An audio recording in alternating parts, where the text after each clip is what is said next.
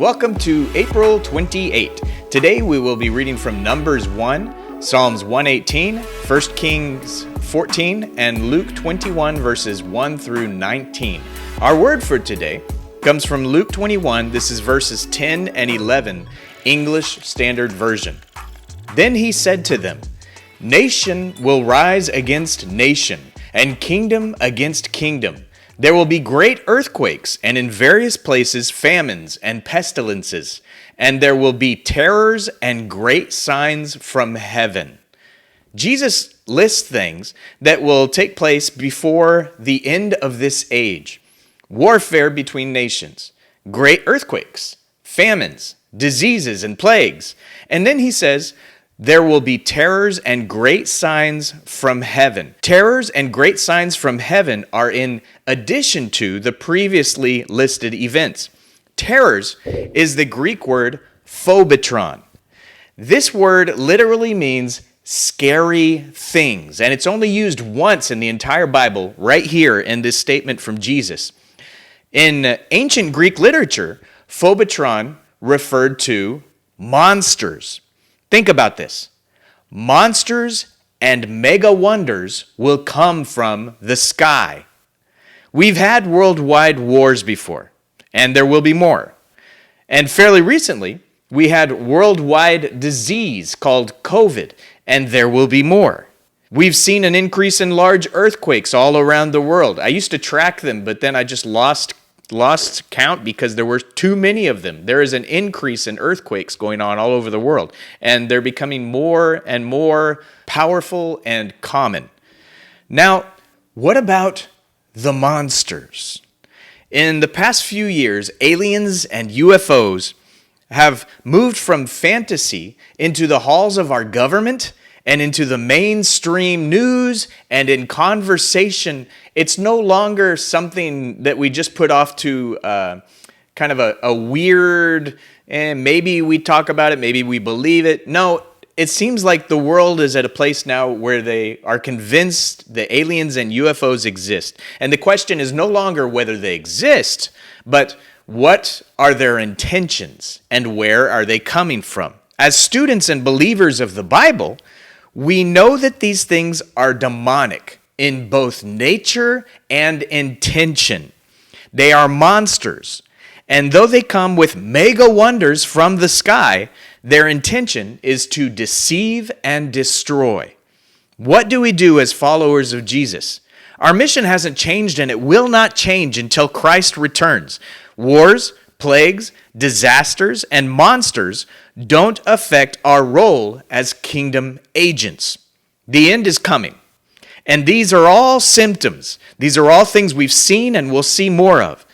Jesus is kind enough that he warned us about all this. And he warned us so that we would not be shaken. Not shaken in our faith, not shaken in our stance, not shaken in our advance as kingdom agents. Regardless of these distractions, call all people to repentance and faith in Jesus Christ, his crucifixion, his resurrection, his ascension, and his return. The King is coming. Numbers 1, New Living Translation. A year after Israel's departure from Egypt, the Lord spoke to Moses in the tabernacle in the wilderness of Sinai. On the first day of the second month of that year, he said, "From the whole community of Israel, record the names of all the warriors by their clans and families. List all the men 20 years old or older who are able to go to war. You and Aaron must register the troops, and you will be assisted by one family leader from each tribe. These are the tribes and the names of the leaders who will assist you: Reuben, Eliezer son of Shedur; Simeon, Shelumiel son of Zurishaddai; Judah, Nashon son of Aminadab; Issachar, Nathanael son of Zuar; Zebulun, Eliab son of Helon; Ephraim son of Joseph, Elishama son of Ammihud; Manasseh son of Joseph, Gamaliel son of Pedazur; Benjamin, Abidan son of Gedeoni; Dan, Ahiezer son of Ammishaddai; Asher, Pagiel, son of Okran; Gad, Eliasaph, son of Deuel; Naphtali, Ahira, son of Enan.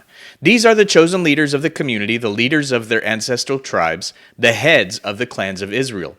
So Moses and Aaron called together these chosen leaders, and they assembled the whole community of Israel on that very day.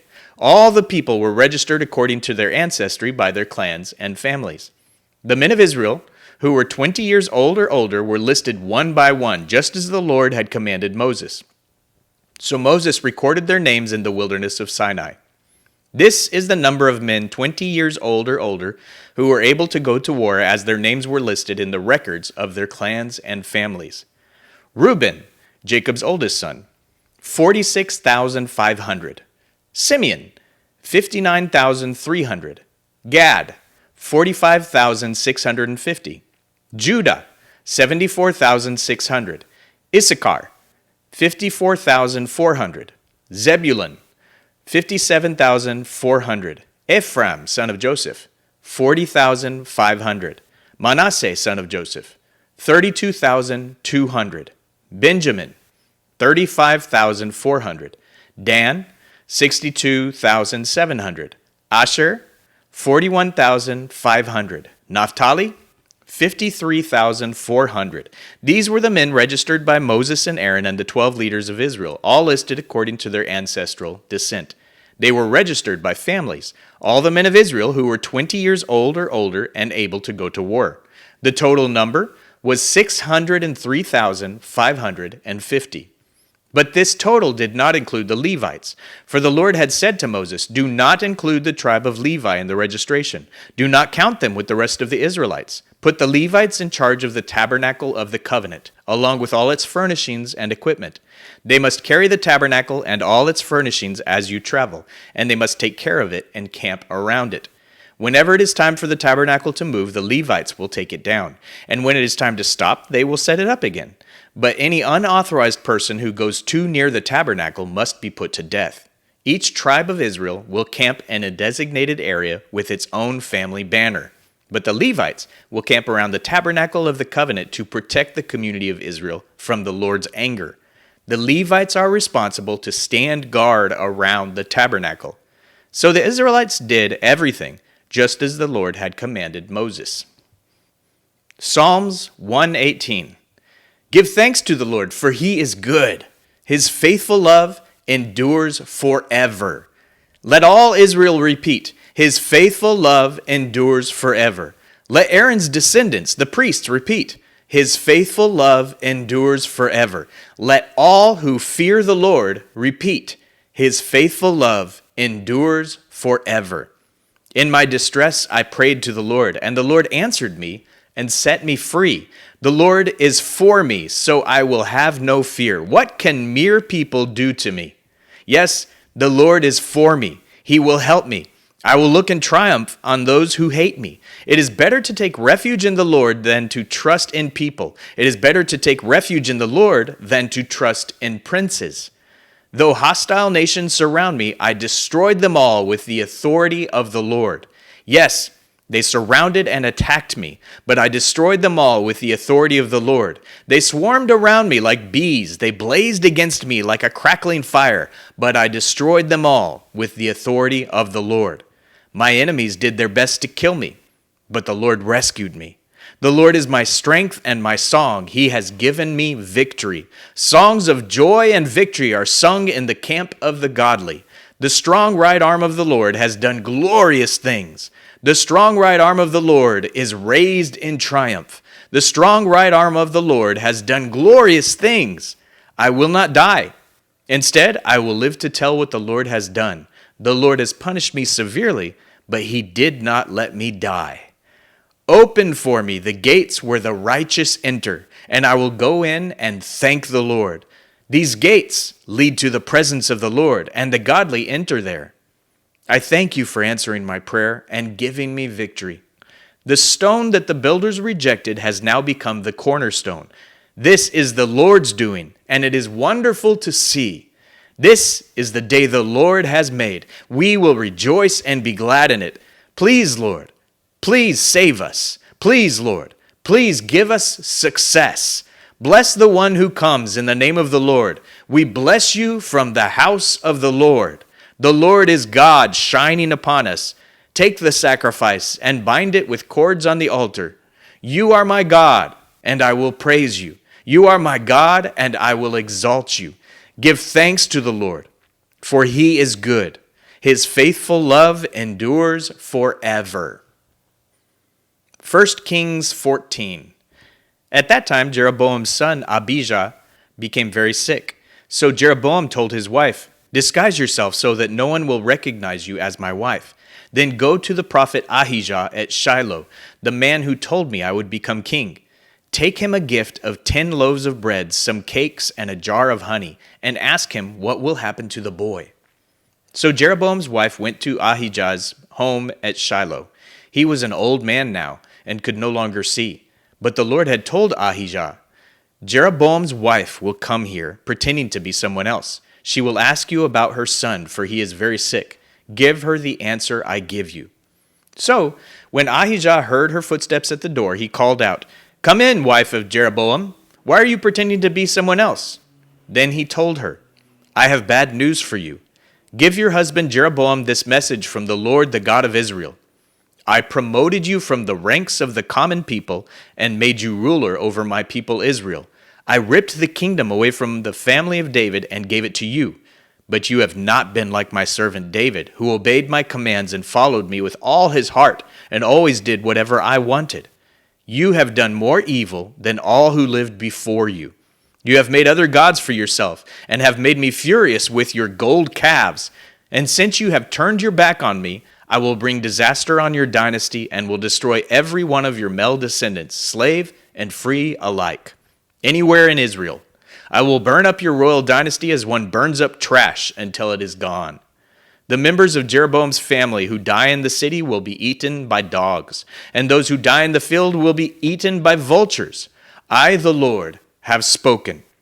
Then Ahijah said to Jeroboam's wife, "Go on home, and when you enter the city, the child will die.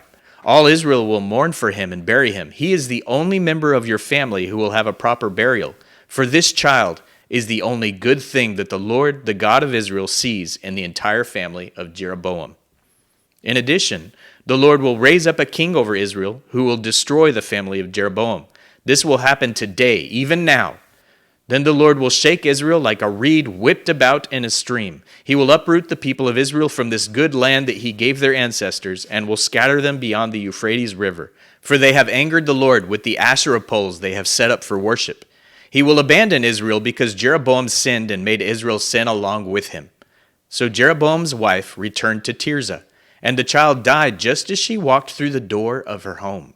And all Israel buried him and mourned for him, as the Lord had promised through the prophet Ahijah. The rest of the events in Jeroboam's reign, including all his wars and how he ruled, are recorded in the book of the history of the kings of Israel. Jeroboam reigned in Israel 22 years. When Jeroboam died, his son Nadab became the next king. Meanwhile, Rehoboam, son of Solomon, was king in Judah. He was 41 years old when he became king, and he reigned 17 years in Jerusalem, the city the Lord had chosen from among all the tribes of Israel as the place to honor his name. Rehoboam's mother was Naamah, an Ammonite woman.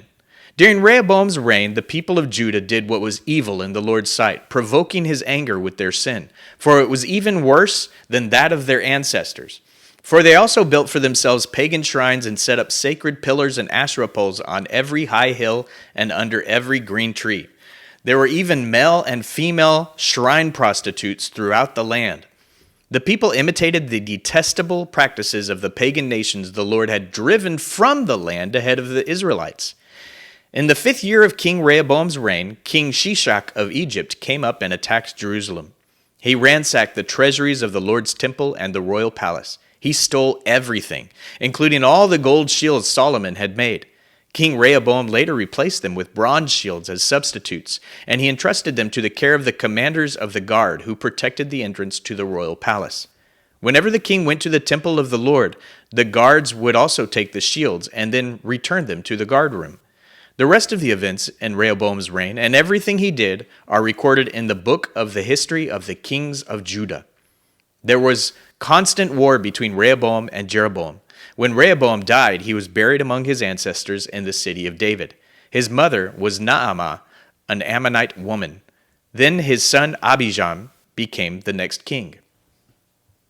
Luke 21, verses 1 through 19.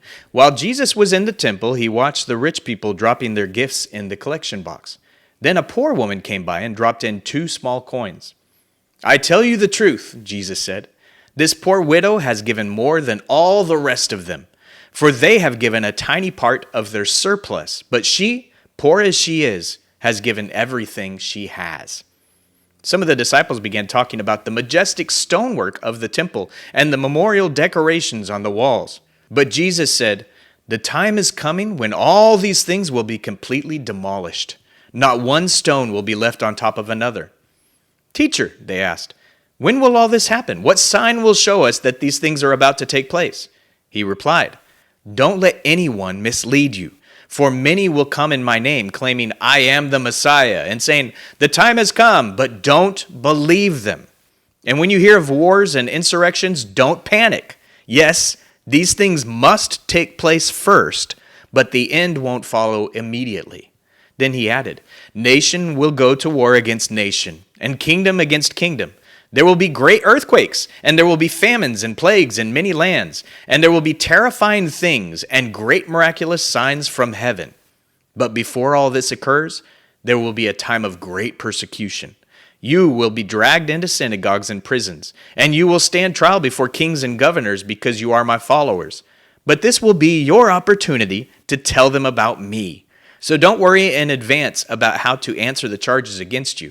For I will give you the right words and such wisdom that none of your opponents will be able to reply or refute you. Even those closest to you, your parents, brothers, relatives, and friends, will betray you. They will even kill some of you. And everyone will hate you because you are my followers. But not a hair of your head will perish.